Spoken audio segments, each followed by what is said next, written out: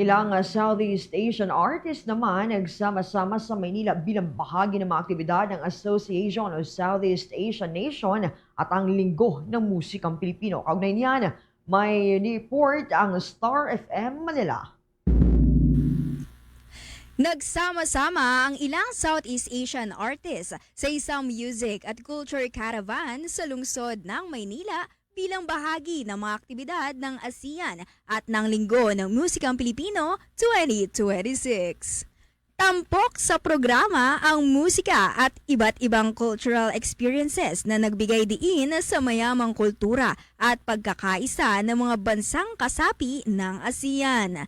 Ilan nga sa mga tampok na performers ay ang P-pop boy group na Horizon at First One, gayon din ang Cambodian rapper-singer na si G. David at ang Thai-New Zealand singer-actor na si James Prescott. Sa eksklusibong panayam ng Star FM Manila kay Prescott na nakilala sa mga series na Bad Guy, My Boss at Love Alert, ibinahagi nito ang kanyang pagkamangha sa kulturang Pilipino at ang pasasalamat din nito sa mainit na suporta sa kanya ng mga Pinoy fans.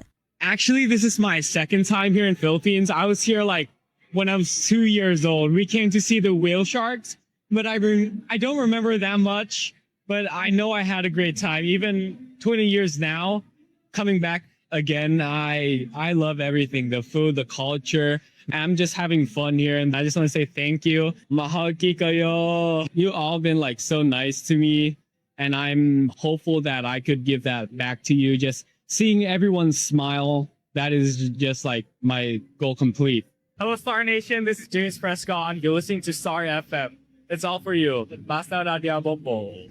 Ang sulong C-pop Music and Culture Caravan ay isang programa at plataporma na naglalayong pagtibayin ang ugnayan ng mga bansa sa Timog Silangang Asya sa pamamagitan ng musika.